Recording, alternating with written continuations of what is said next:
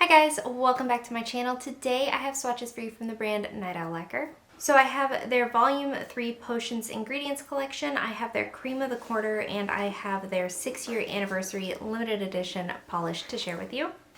Everything here is releasing on September 24th, so in the description box I will link the Night Owl Lacquer site, I'll link their Instagram page, and then I'll link my Instagram page where you can see more swatches of everything from today's video. So we do have 8 polishes in today's video, and let's go ahead and get started. So starting off with their Cream of the Quarter, this is Olive for Mustard, and it's described as an olive-toned mustard cream. Here's our first coat of Olive for Mustard. This one is pretty opaque here on this first coat. I did need 2 to reach full coverage. I didn't have staining with this one. I did only wear it for the swatch. I didn't have any staining on my nails, that is. I did have some staining when I removed it around my skin, so just bear that in mind. Obviously that does come off with a couple swipes of acetone, but it tells me that this does have the potential to stain your nails, though it didn't on mine, so there's 2 coats.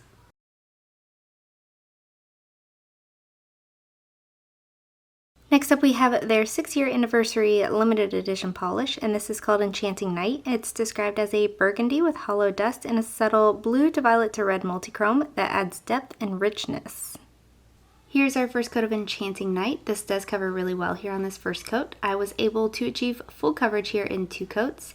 This had a beautifully smooth, buttery formula to work with. No issues with running, pooling, or staining. This one did give me full coverage in 2 coats. It does dry relatively glossy all on its own. Nothing is going to dry textured or be difficult to remove, so there are 2 coats of Enchanting Night.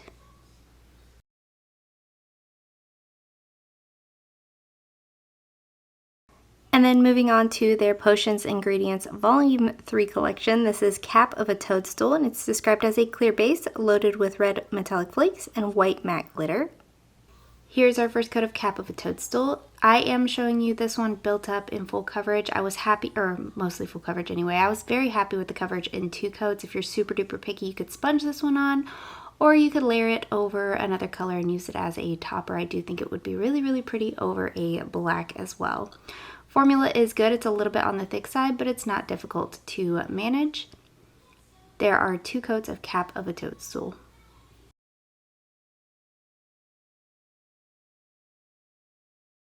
Next up we have Skin of a Gourd, and this is described as an orange filled with vibrant orange to gold to green large particled shimmer.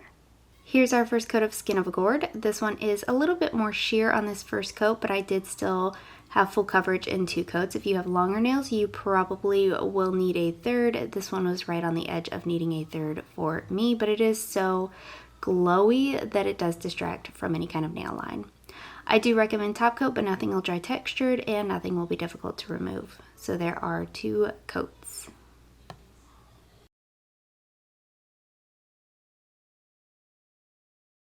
Next up we have Slime of the Swamp, and this is a swampy green crelly that glows in the dark with a green to red to gold shifting shimmer.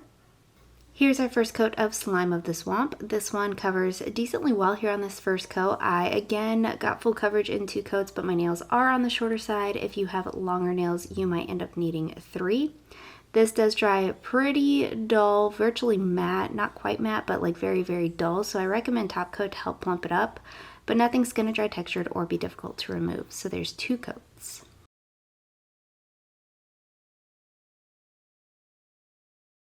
Up next we have Mist of the Morse, and this is described as a deep indigo filled with vibrant aqua to blue to violet large particle shimmers and holographic flakes.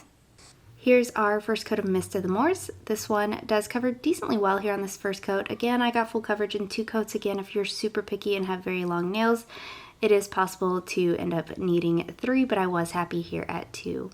The color on this is absolutely stunning. The blue flakes stand out really, really nicely. It does dry a little dull, nothing will dry textured, and nothing will be hard to remove, so there are 2 coats.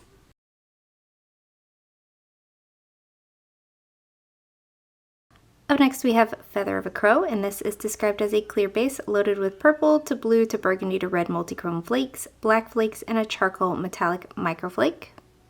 Here's our first coat of Feather of a Crow. This is another one that I am showing you what 2 coats looks like built up on its own, but you could definitely double this one as a topper. I do think this one would look really pretty over a neon orange.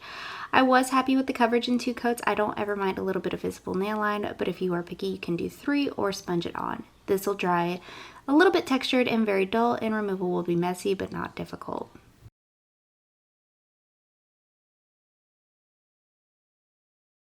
And lastly for today we have Fang of a Gargoyle, and this is described as a pale gray crelly filled with black to red to copper multichrome metallic flakes.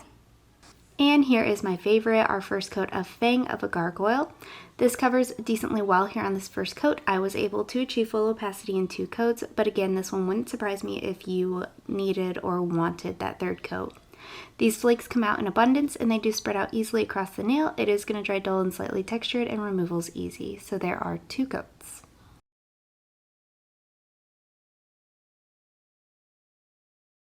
And guys, that is it. Let me know in the comments below what you thought of these polishes. Let me know if you plan on picking any of them up, and let me know what your favorite was. Give this video a thumbs up if you liked it, subscribe if you'd like to see more from me, and I will talk to you again next time.